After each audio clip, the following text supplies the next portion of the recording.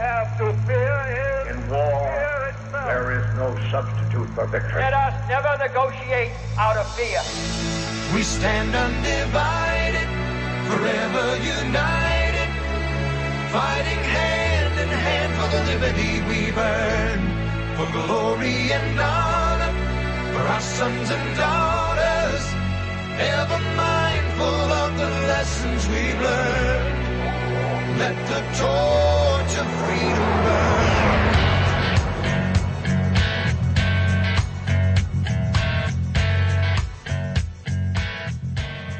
Welcome to the intersection of faith and politics. This is WallBuilders Live with David Barton and Rick Green. Today we're picking up in the middle of a three-part series where we're bringing you the presentation, or I should say the panel, from our Pro-Family Legislators Conference discussing the issue of Article 5 in the Constitution and whether or not we should have a convention of states where the states come together and propose amendments that then go back to the states individually to be ratified.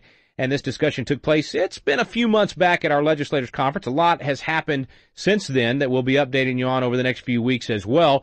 And so we also want to invite you, after you listen today and tomorrow to the conclusion of this Article 5 panel, invite you to join us June 19th in the evening. We're going to have a live webinar, first ever WallBuilders Live webinar, where you'll actually be able to see what's going on behind the scenes when we're on the radio, and you'll also be able to join us and actually ask questions during that webinar. So mark your calendars. Go to wallbuilderslive.com to find out more. Let's pick up where we left off yesterday with our Article 5 panel at the Pro-Family Legislators Conference.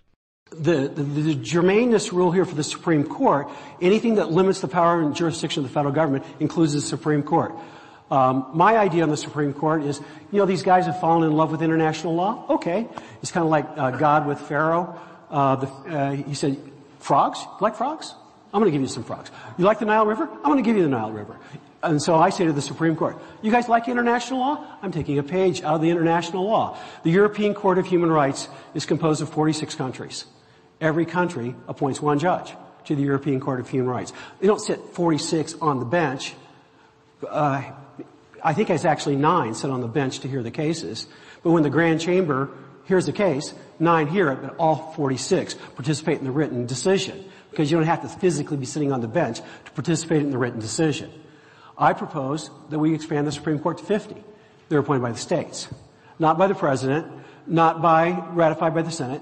Each state appoints its own Supreme Court justice in whatever way the state chooses for maybe 6 years, maybe 8 years. No re-elections. You go, you serve, complete judicial independence. Because what the Supreme Court needs to be independent of is the power cabal in Washington, D.C. They are a part of the power cabal in Washington, D.C. If we're going to have real independence, we've got to change the methodology of who appoints them and not make them beholden to any of those people. These are the kinds of things we can accomplish at a convention of the states. How do we do it? 34 states, simple majority in both houses of the legislature, 34 states need to pass a resolution on the same subject matter. There have been over 400 applications in the history of the Republic for a convention of the states. Never called one because we've never had 2/3 on the same subject matter. So we have an overwhelming legislative precedent that conventions of the states are on a single subject. Single subject. And it could be either for a single amendment, because the states have exactly the same power as Congress to propose amendments. Congress has proposed mostly single amendments. But one time they proposed a package of amendments called the Bill of Rights. They proposed 12 amendments, 10 got ratified initially, and the 11th got ratified subsequently, actually in the 1990s. And so the states can do the exact same thing. Either they can propose single amendments or they can propose a package of amendments. And Mark Levin and I are, basically my plan is implementing what Mark Levin says, although we came to this completely independently. I think it's a divine appointment. Mark and I live 8 miles apart, and we had never met each other until about 6 weeks ago. But we found out what each other were doing just ahead of each of us launching. My website, conventionofthestates.com, got launched 10 days before his book was released to the public. But we started talking ahead of that, and his idea is exactly the same as the plan we're implementing. He wants to promote an idea. I want to make it come to pass. And so We have got prime sponsors in about 12 or 13 states right now. I actually added 2 states this week, and I kind of got to go back and cipher it up. I've been a little sick this week as well, but we're at about 12 or 13 states. We hope to actually see the legislation move and pass in 10, 12, 15 states in the 2014 session. And our goal is in 2015 is to get 34 states, is to complete the process by using the 2014 elections to push it along. Now, if it takes an extra year, I'll live with that. But we don't have a long time because the country is going to crash if we don't rescue it soon. And so when you come to the convention, 26 states will control what amendments get sent back to the states for ratification. 38 states will be required to ratify anything, and whether that's a balanced budget amendment, term limits on the courts, term limits on Congress, the exclusive jurisdiction rule that I've talked about, repeal the 17th Amendment as Mark Levin has advocated, repeal the 16th Amendment as I advocate, and in fact I advocate a provision that would sunset all federal taxes, all of them, and require a 2/3 majority vote to replace them. And so these are the kinds of things that would be discussed and decided at a convention of the states. And it is the solution that's as big as the problem. The problem, executive orders. Executive orders violate the most important provision of the Constitution of the United States. All federal regulations violate the most important provision of the Constitution, which is Article 1, Section 1. That's why the founders put it there. All legislative authority is vested in the Congress of the United States, because you're supposed to be able to vote the rascals out if they do something that's crazy. How do you vote the EPA out when they do crazy stuff? You can't. How do you vote out any other regulation? You can't. Because the founders never intended to give the federal bureaucracy the power to make law. You're supposed to have, with the authority to make law, you're supposed to have the political responsibility to face the voters. And we need to return to that and require that if you want to have regulations, the regulatory agencies submit them to Congress, and Congress has to approve by the ordinary votes in both houses. Simple as that. And then we go to 38 states. Here's the political plan. We are building a grassroots network.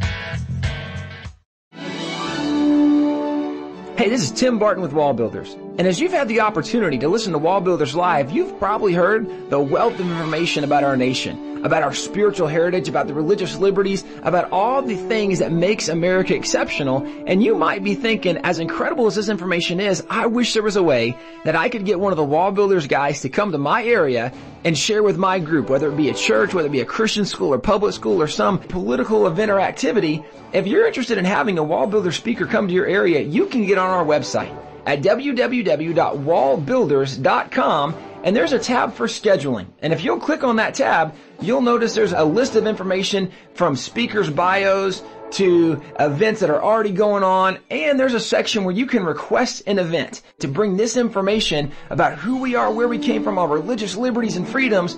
Go to the WallBuilders website and bring a speaker to your area. Let the torch of freedom burn.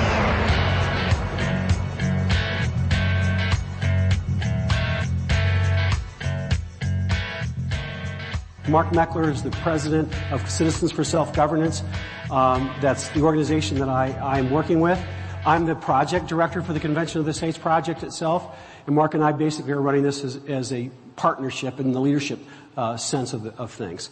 Mark was the co-founder of the Tea Party Patriots. I'm the founder of the Homeschool Legal Defense Association. He's a lawyer, I'm a lawyer. I've been teaching and practicing constitutional law for a long time. In fact, I litigated one of the last major Article 5 cases in the history of the country when in the 1970s, Congress tried to manipulate the process of the Equal Rights Amendment and change the rules for ratification midstream. I litigated that case on behalf of 3 Washington state legislators. We won that along with legislators from Arizona and Idaho who were represented by other people. And the ruling in that case was if you change the process in the midstream, that's unconstitutional and the courts will slap you down. That's what we succeeded in doing in the ERA. So we've got a leadership team, we've got funding, we've got a budget, and we are building a grassroots network. Our goal is to have a legislative district captain in 75% of the legislative districts of 40 states. There are 10 states. We're not really going to focus that much on California, Massachusetts, and New York, and a few others. But we'll do some work there. We're not abandoning them, but our primary focus is going to be on 40 states. And we're going to have, in those 40 states, 75% penetration, a minimum of 100 people that are supporters that will contact their legislators, House and Senate, in those districts. We're going actually for 1,000 in each district. I'm convinced that if I have 100 in each district, it's probable we can pass this. And if it's 1,000 in each district, it's an absolute certainty that we can pass this. We can change this country. Ladies and gentlemen, we can hope that doing the same thing we've been doing for the last 50 years will work better than it has. Or we can be bold and do what the Founding Fathers wanted us to do in this place. And I have had the privilege of doing one of the things that people told me was politically impossible. Because when I started HSLDA, homeschooling was considered to be legal essentially everywhere. And we were facing the teachers union, which everybody knows is one of the most powerful political groups in every state, and their normal opposition joined them. The State Department of Education, the Superintendent's Association, the whole education establishment. And this tiny little group of dedicated people succeeded in winning our freedom over time. And frankly, ladies and gentlemen, it wasn't because we had more money or more power or more savvy than they did. I believe that God protected us. And I believe that God will protect any movement that its purpose is to liberate our children from tyranny so that they can love and serve Jesus. And if we don't understand that that's what it's about, we don't understand anything. There are law professors writing law review articles today in the William and Mary Human Rights Journal. A professor from George Washington University wrote an article that said all Christian schools and homeschooling should be curtailed because of the philosophical intolerance of teaching children that Jesus is the only way to God. And if we don't understand that that's the real battle, that's the ultimate battle, and because I know that the power of Washington, D.C. and the power of centralization is connected to that, even though we're not going to deal with that directly in the Convention of the States process, at least not initially. Maybe there'll be a second convention where we deal with more of these personal rights kinds of issues that no government should touch. But on this one, we're going to rein in the federal government. But centralization is the enemy of all forms of liberty, including parental liberty and religious liberty. And if we don't crush the centralized dragon, he's going to eat us alive in everything that we care about. So what I'd ask you to do is I want as many of your business cards as you'll give me. And on the back of your business card, I want you to write one of three words or one of three phrases. I want you to write prime, meaning that you'd be willing to be the prime sponsor of a Convention of the States resolution in your state, or co-sponsor, you'd be willing to do that, or more information. So if you'd write on the back of your business card, make sure that I get it. I'm going to be here the rest of the day. I'd like to work with each and all of you and bring our team on board. We've got a good team. We've got state legislative district captains appointed all over the country, and we're building a real grassroots network. Thank you very much.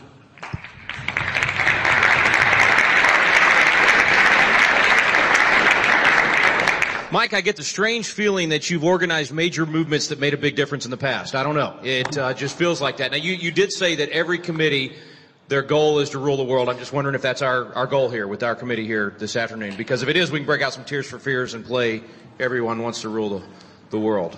Nobody in this room knows that song but me, so I'm embarrassed now. Okay, so Kevin, I'll just let you twist in the wind. Yeah, so thanks a lot, Mike. Appreciate you bailing me out there. All right, Kevin, you had a couple other folks you wanted to introduce for us. Well, yes, and I wonder if you could get the mic to them.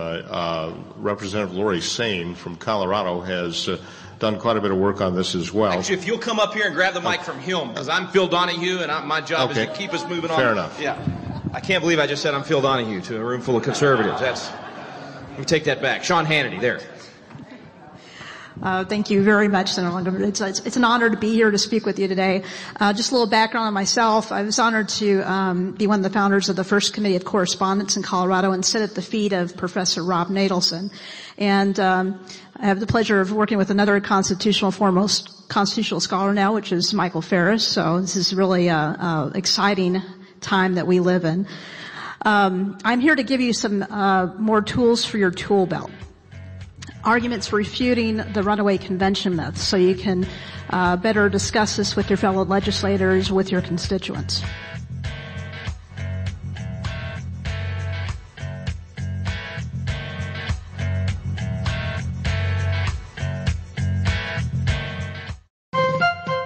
This is David Barton with another moment from America's history.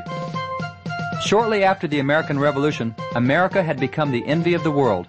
It still remains a wonder of the modern world as 219 years later, America has become the longest ongoing constitutional republic in the history of the world. What was the foundation upon which our founding fathers established this great nation? According to John Adams, the foundation was Christianity. John Adams declared, "The general principles on which the fathers achieved independence were the general principles of Christianity. Now I will avow that I then believed, and now believe, that those general principles of Christianity are as eternal and immutable as the existence and attributes of God." According to founding father John Adams, it was the principles of Christianity which formed the foundation for American government. For more information on God's hand in American history, contact WallBuilders at 1-800-8-REBUILD.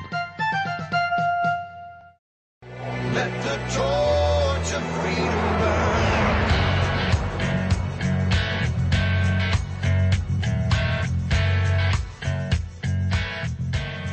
As you might have heard earlier, some believe that the convention that produced our Constitution was a runaway convention. We'll begin with some background, and allow me to quote the work of Professor Nadelson in the beginning here. Let us start by defining what the Articles of Confederation were, which, unlike the Constitution, was essentially a treaty among sovereign states. 10 of the 12 states participating in the Constitutional Convention authorized their delegates, which back then they called the commissioners, to consider changes in the federal Constitution without limiting them to amending the Articles of Confederation. Unanimous authority of the 18th century dictionaries, including the First American edition of Perry's, tells us that Constitution in this context meant the entire political system, not merely the Articles. It is true that the 1787 gathering adopted a process different from that in the Articles, but the 1787 convention was not called under or empowered by the Articles. By contrast, a convention for proposing amendments would be held under the forms of the Constitution, and therefore would be bound by the very clear ratification procedures specified by the Constitution. But let's just say the 1787 convention did run away. Let's just say that the argument is true. Would this prove that a future convention would also do so? Well, if we go back to the 18th and 19th centuries, there were many multi-state conventions. So why consider as evidence only one? The Providence conventions of 1776 to 77 and 1781 did not run away. 1777, Yorktown conventions did not run away. 1778, 1779, 1780 didn't run away. 1781, and the most recent example, 1861 Washington Conference Convention did not run away. So why is it that the 1787 convention evidence, while there's nearly 20 others that are not? Professor Nadelson even found documents, a picture of a list prepared for commissioners of some of these multi-state conventions, with 5 delegates, again called commissioners, with a bullet list of authorized items to discuss at the convention. All the states had more than one commissioner present, yet each state received 1 vote.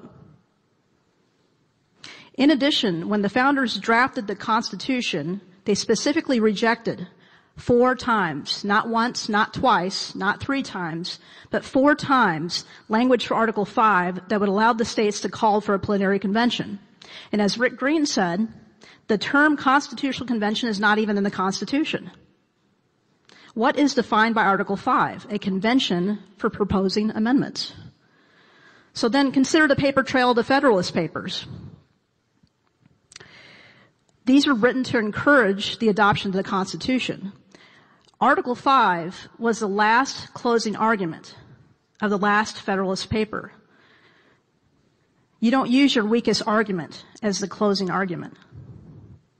Despite overwhelming evidence that conventions were frequent and did not exceed the scope of their call, and commissioners performed according to the wishes of their respective legislatures, today we have folks that say we are afraid that we can't possibly trust commissioners to a convention now. And I've heard every excuse, but here are 2 of the main ones. It has been too long since the last convention, so we don't know how to behave.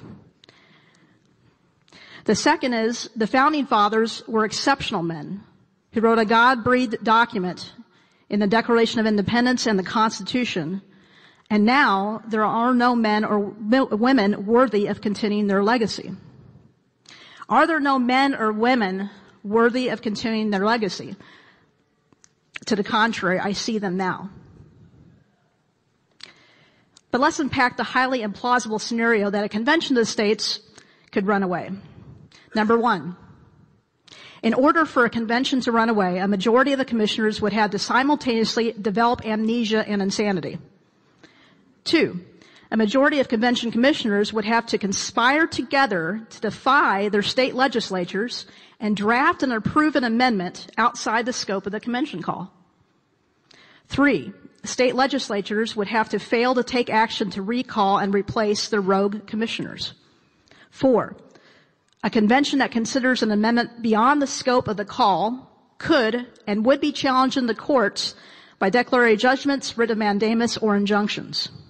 Five, and if that failed, 38 states would have to ratify an amendment that they didn't want and didn't ask for. So let me ask you, as state legislators, are you going to pick the most extreme obstructionist gadfly to represent you at a convention of the states? Are you going to throw a dart at the phone book? How many of you plan to go to a protest rally in the front of your Capitol steps, find someone holding a sign, and ask them to participate as a commissioner in the convention of states?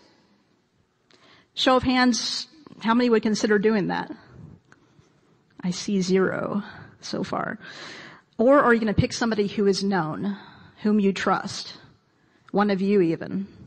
How many of you would stake your political future on thumbing your nose at the state legislature and induce an amendment topic that your state didn't ask for and didn't want? And if you did propose an extremist, radical, dangerous amendment, according to the design prescribed by history in Article 5 of the U.S. Constitution, an amendments convention proposes an amendment, and then the delegates go home.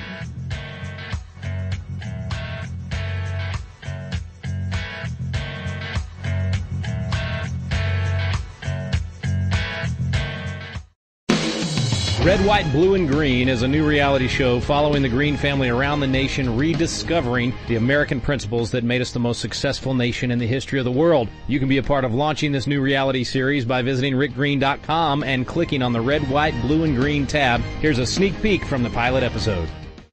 Rick Green coming to you live from the Lone Star State of Texas, a beacon of hope and freedom to liberty lovers around the world. Today I'm thinking about why do we do what we do? Because everywhere we go as a family, when we're traveling and speaking, someone comes up to us and asks, where's the hope? Is it over for America? They genuinely feel like the stars and stripes are fading. I felt that. But when I look at my family, whether it's my son Trey and his drive to exceed expectations, or Reagan and his love for serving and teaching other people, Cameron and her determination to outperform her brothers in everything she does, or my little stagehound Rhett and his boundless enthusiasm. Through their eyes, I see a vibrant nation. When my children stand in the birthplace of the Constitution, or on battlefields where patriots gave their lives, I can see in them a rekindled flame of the American spirit. The future of my children's country is bright because it's built on the foundation of an incredible providential history. A history of patriots and pastors, entrepreneurs and freedom fighters, mothers, fathers, families like yours and mine, who chose to live like their nation depended on it. And it still does. So when people ask us, where is the hope? We tell them, it's in you. Each of us, every individual, every family, has a duty to fight for freedom and add our voice, our color, to the American dream. For our family, it's red, white, and blue, and a little bit of green. To learn more about Red, White, Blue, and Green, visit rickgreen.com. Let the torch of freedom burn.